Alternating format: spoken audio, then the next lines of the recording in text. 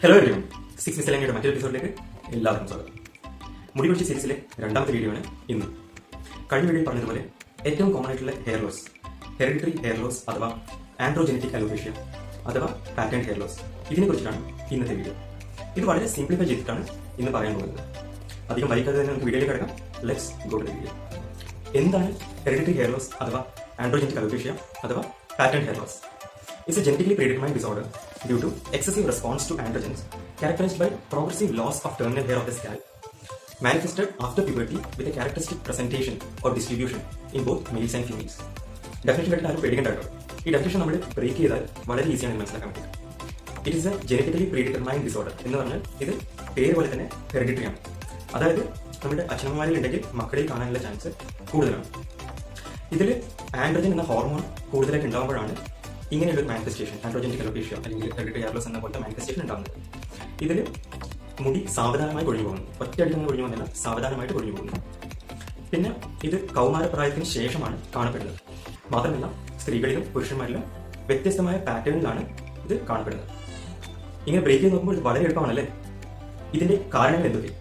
നമ്മൾ ഡെഫിനിഷനിൽ കണ്ടതുപോലെ തന്നെ ഒന്ന് ജെനറ്റിക്സ് അഥവാ പാരമ്പര്യം, പിന്നെ ആൻഡ്രോജൻ എന്ന ഹോർമോണിന്റെ ഇഫക്റ്റ്, മാത്രമല്ല സ്ത്രീകളിലാണെങ്കിൽ ഹോർമോണൽ ഇംബാലൻസ് ലൈക്ക് PCO. ഇതൊക്കെയാണ് ഇതിന്റെ മെയിൻ ആയിട്ടുള്ള കാരണങ്ങൾ.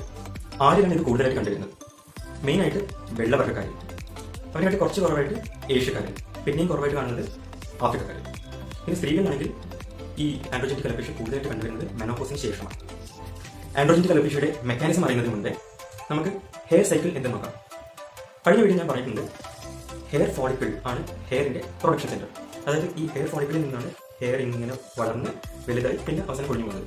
അപ്പം ഒരു ഹെയർ സൈക്കിൾ എന്ന് പറഞ്ഞാൽ ഈ ഹെയർ ഫോളിക്കിളിൽ നിന്ന് ഹെയർ ഡെവലപ്പായി പിന്നെ അതിങ്ങനെ വലുതായി പിന്നെ ഫൈനലി അത് കൊഴിഞ്ഞു പോകുന്നു. അപ്പം കൊഴിഞ്ഞു പോകുന്നത് വരെ ആകുമ്പോഴത്തേക്ക് ഒരു സൈക്കിൾ അങ്ങ് കംപ്ലീറ്റ് ആവും. എന്നിട്ട് ഈ ഹെയർ ഫോളിക്കിൾ അടുത്ത സൈക്കിളിലേക്ക് പോകും. അപ്പം ഹെയർ സൈക്കിളിന് 4 സ്റ്റേജ് ഉണ്ട്. അപ്പം നമുക്ക് ആ 4 സ്റ്റേജിലേക്ക് ഡീറ്റെയിൽ ആയിട്ട് പോകാം. ആദ്യത്തെ സ്റ്റേജാണ് എനാജൻ ഫേസ്. ഈ എനാജൻ ഫേസിലാണ് മെയിനായിട്ട് ഗ്രോത്ത് ഉണ്ടാകുന്നത്, അതായത് മുടിക്ക് നീളം വെക്കുന്നത്. ഒരു സമയത്ത് നമ്മുടെ സ്കാൽപ്പിലെ മുടി 80%, 80% തലമുടി ഈ എനാജൻ ഫേസ് അല്ലെങ്കിൽ ഗ്രോയിങ് ഫേസ്, വളർന്നുകൊണ്ടിരിക്കുന്ന ഫേസിലാണ് ഉണ്ടാകുന്നത്. അപ്പം ഈ ഫേസിന് ഒരു 3 വർഷത്തോളം ഡ്യൂറേഷൻ ഉണ്ട്. 3 വർഷത്തോളം നീണ്ടു നിൽക്കുന്ന ഒരു ഫേസാണ് ഈ എനാജൻ ഫേസ്. ഈ ഫേസിലാണ് മുടിക്ക് നീളവും വണ്ണവും ഒക്കെ വെക്കുന്നത്. അടുത്തതാണ് കാറ്റാജൻ ഫേസ്.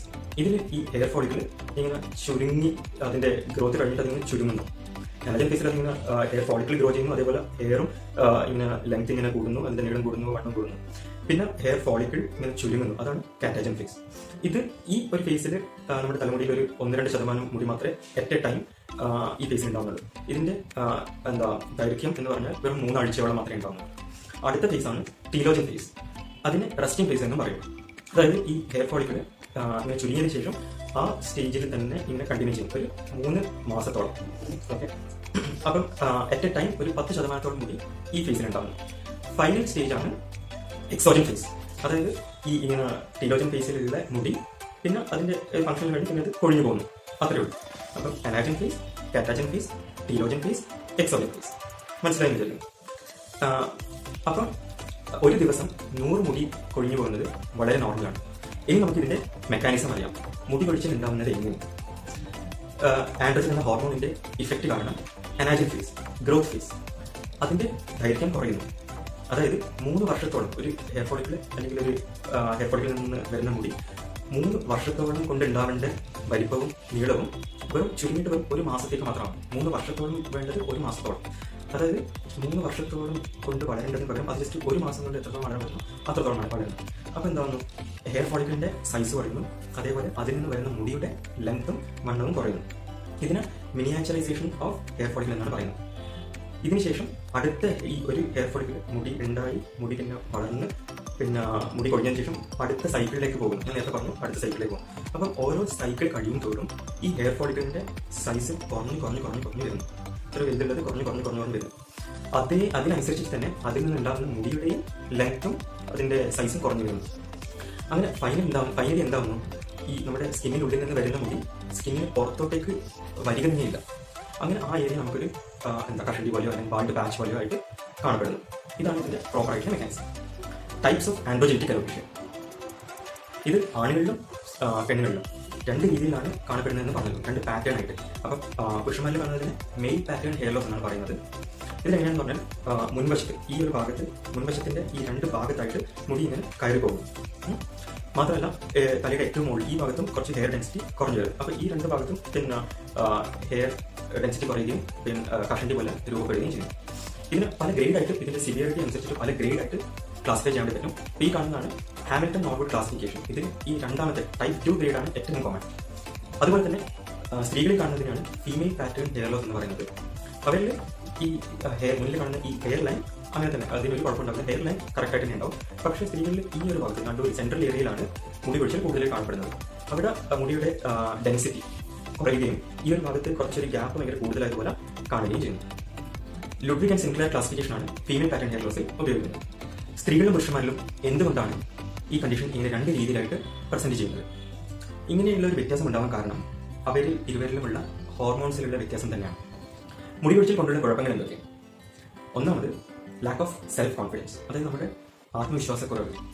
രണ്ടാമത് നമ്മുടെ ഇഷ്ടത്തിനനുസരിച്ചിട്ട് മുടി സ്റ്റൈൽ ചെയ്യാൻ പറ്റാണ്ടാവുക. മൂന്നാമത്തത് സ്വന്തം അപ്പിയറൻസിൽ അതൃപ്തിയാവുക. നാലാമത്തത് മുടി കൊഴിയുന്നത് കാണുമ്പോൾ ഉണ്ടാകുന്ന ഒരു സങ്കടം, ഒരു അസ്വസ്ഥത. അഞ്ചാമത്തത് മുടി കൊഴിഞ്ഞാൽ അത് കണ്ടിട്ട് മറ്റുള്ളവർ എന്ത് വിചാരിക്കും എന്ന് ഓർത്തിട്ടുള്ള അസ്വസ്ഥത. ഫൈനലി ഇതെല്ലാം കൊണ്ടുള്ള ഡിപ്രഷൻ. അടുത്തതായി treatment. What are standard men in hair here given dum is വിറ്റ്. പണ്ട് പുരുഷ മേധാവിത്വമുള്ള കാലത്ത് ഷേക്സ്പിയർ പറഞ്ഞ വാചകമാണിത്. അതായത് ആണുങ്ങളിൽ എത്രത്തോളം മുടി കുറവുണ്ടോ അത്രത്തോളം ബുദ്ധി കൂടുതലാണ് എന്ന്. ഇങ്ങനെയുള്ള വാചകങ്ങൾ കൊണ്ട് നമുക്ക് മനസ്സിലാക്കാൻ പറ്റുന്നത് പിൽക്കാലത്ത് മുടി കൊഴിച്ചിൽ ആണുങ്ങളിൽ മാത്രം കണ്ടുവരുന്ന ഒരു കുഴപ്പമായിട്ടാണ് കരുതിയിരുന്നത്. വേറെ ഒരു പഴഞ്ചൊല്ലി ഞാൻ ഇവിടെ പറയാൻ ഉദ്ദേശിക്കുന്നത്, അസൂയക്കും കഷണ്ടിക്കും മരുന്നില്ല. നമ്മൾ വളരെ കോമൺ ആയിട്ട് കേട്ടതാണ്, പക്ഷേ ഇന്ന് അങ്ങനെയല്ല. കഷണ്ടിക്ക് മരുന്നുണ്ട്. അവ എന്തൊക്കെയെന്ന് നോക്കാം. ആദ്യമായിട്ട് ടോപ്പിക്കൽ ട്രീറ്റ്മെന്റ്, അതായത് തലയിൽ അപ്ലൈ ചെയ്യാൻ പറ്റുന്ന ട്രീറ്റ്മെന്റ്. ഇതിൽ മെയിനായിട്ടുള്ളതാണ് മിനോക്സിഡിൽ, പിന്നെ ഫിനാസ്ട്രൈൻ. ഇതിന്റെ ആക്ഷൻ എന്തെന്നാൽ നമ്മൾ നേരത്തെ പറഞ്ഞതുപോലെ ഗ്രോയിങ് ഫേസ് അഥവാ എനാജിങ് ഫേസ്, ഈ ഫേസിന്റെ ഡ്യൂറേഷൻ കൂട്ടുന്നു. അതായത് ഓരോ സൈക്കിൾ കഴിയും തോറും ഈ ഫേസിന്റെ ഡ്യൂറേഷൻ കൂട്ടുകയും പിന്നെ ടീലോജൻ ഫേസ്, അതായത് ആ ഫേസിൽ മുടി റെസ്റ്റിംഗ് ആയിരിക്കും. റെസ്റ്റ് ചെയ്ത് ഏത് നിമിഷം വേണമെങ്കിലും കൊഴിഞ്ഞു പോകാം. അതിന്റെ ഡ്യൂറേഷൻ കുറയുകയും ചെയ്യുന്നു. ഓരോ സൈക്കിൾ ഹെയർ ഫോളിക്കിൾ ഓരോ സൈക്കിൾ കഴിയും തോറും അതിന്റെ എനാജൻ ഫേസ്, ഗ്രോയിങ് ഫേസ് കൂടുകയും ടീലോജൻ ഫേസ്, റെസ്റ്റിംഗ് ഫേസ് കുറയുകയും ചെയ്യുന്നു. അപ്പോൾ എന്താ ഉണ്ടാകുന്നതെന്ന് പറഞ്ഞാൽ ഓരോ സൈക്കിൾ കഴിയും തോറും മുടിയുടെ ലെങ്ത് കൂടുകയും ലെങ്ത്തും വണ്ണവും കൂടുകയും ചെയ്യുന്നു. അതുപോലെ തന്നെ ഹെയർ ഫോളിക്കിളും വലുതായി വരുന്നു. ഓക്കെ, അങ്ങനെ നോർമൽ സൈസോട്ട് എത്തും.